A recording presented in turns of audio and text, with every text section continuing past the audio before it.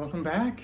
Thank you for rejoining me for part 2 of Brittany's journey, my transgender experience. So I think we left off the first part 1 where I got up to telling my wife and her suggesting me see a therapist, and that was pretty much how that came about. I'll just tell you a quick story about that actual moment of me actually telling her. A lot of people ask me, how did you do it? How did you actually tell your wife that you were transgender? What did you say? How did she react? And I know there's a lot of you out there who are probably in the same boat, that you're married, you're in a serious relationship, you've got children, you've got a mortgage, you've got a career, you've got all this stuff, and you just think, how can I do it? God, I want to do it, but how? So this is how I did it. So it wasn't easy.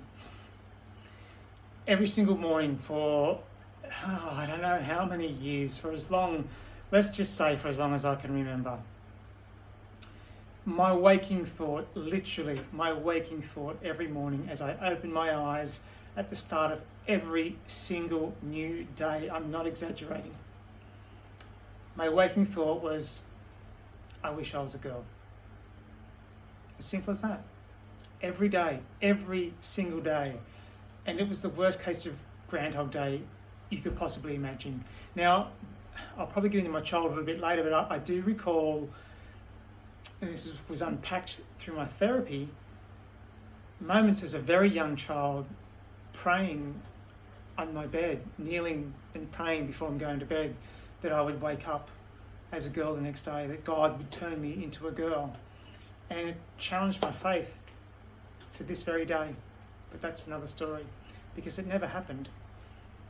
He or she never answered my prayer.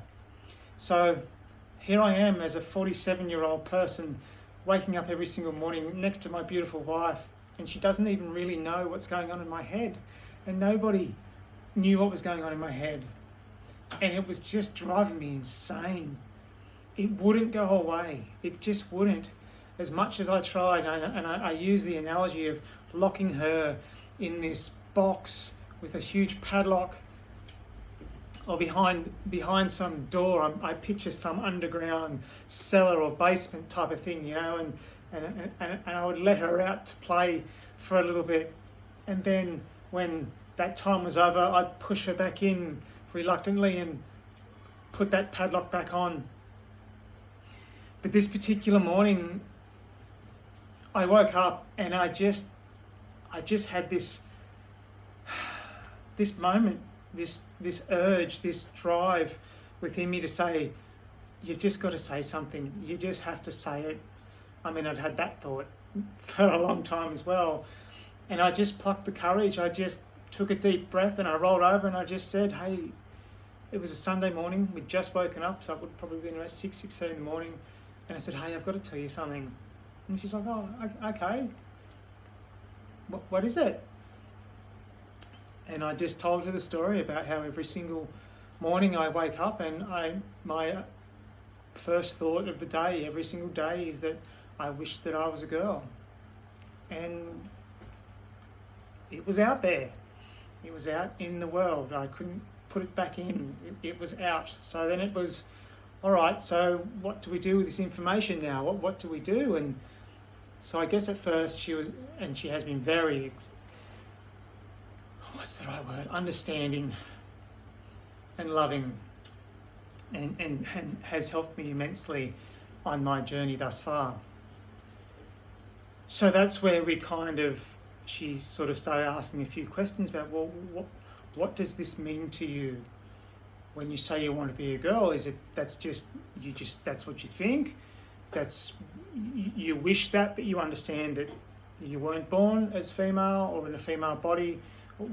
Help me understand, what does that mean? And what do we want to do about it? And I think a lot of those questions went unanswered. I think it was a bit of a brain dump. It was that initial shock and that initial just, wow, all right, what are we going to do with this? And it was my wife that said, you were going to see a gender therapist. She was quite forceful, actually. it's quite emotional recalling this and recording it for you, so I hope you don't mind if sometimes I just pause a bit. So thank God she made that suggestion or gave me that order, because that was the best thing that had ever happened. So how that process worked was I had to get a referral from my GP, and I've changed GPs a few times since my GP retired some years ago. I just haven't found one that has kind of stuck. So, but my wife has. So she said to me, go and see my GP. And she's female as well, so I didn't feel comfortable also talking to my GP being male. I just didn't want to talk about these issues with a man. I really felt more comfortable talking about these with a woman. So I made that appointment.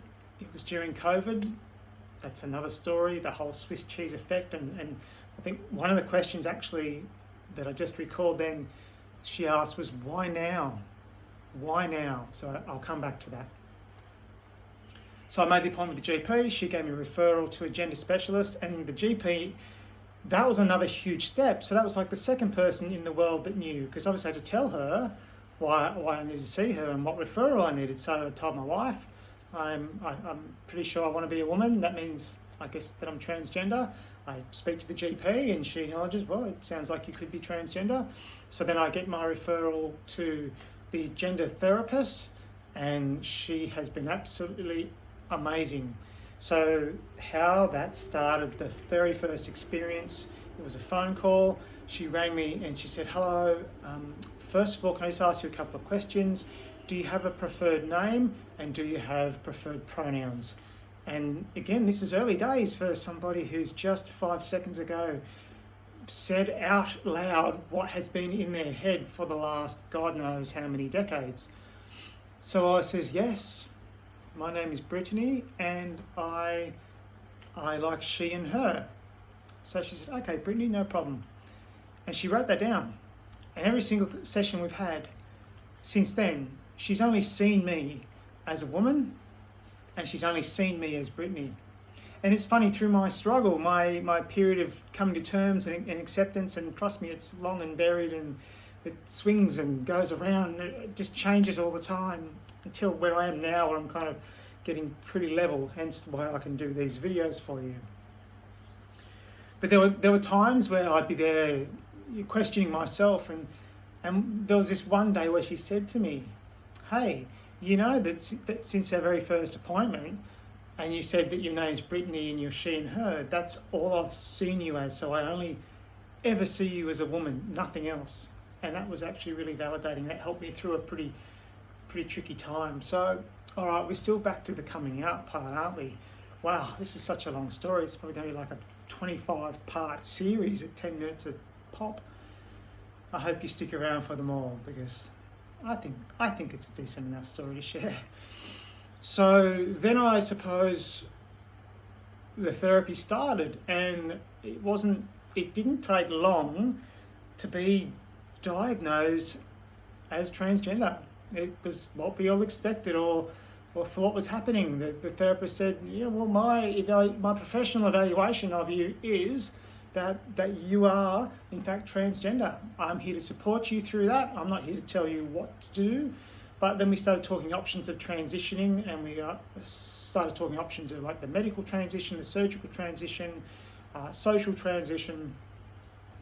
And then the ball just started rolling. It just started rolling. And it all came back to me. It was decisions based on me. Nobody said to me, this is what you should do. This is what I think you should do. It all came from me. And it has to come from you. If you're at that stage, you have to make the decision. No one else can make that for you, because it's your life and it's your decision. So I decided, and there was a moment, we had one evening, we're in the kitchen, I think, making dinner over there, and my wife had said to me, you know, do you think you're going to want to start taking hormones? And I've always been a very honest person, except for the whole denial and lying about my identity, bit of a conundrum there. But I've always been quite honest and open, and I made a commitment actually when I did have the realisation, or when I had the diagnosis, if you like, of being transgender, that I said, right, I'm going to be transparent, open and honest. No more hiding, no more secrets, no more... This was the real deal. So when she asked me that question, do you think you're going to want to take hormones?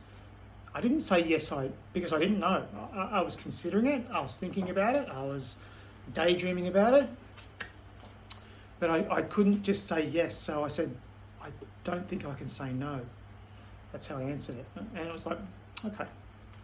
So then pretty much, it was like a week after that, I had a referral from my therapist and my GP to see another doctor who could prescribe hormones, and voila, I was prescribed hormones.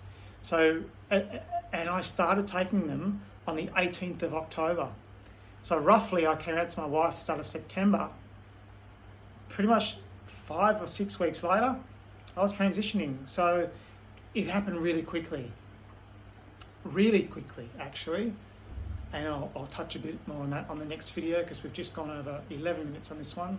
So thanks again for watching. I hope this story is entertaining on some level, and also has some meaning to you. I hope you're drawing some kind of meaning from this. So stay tuned for episode 3 or part 3.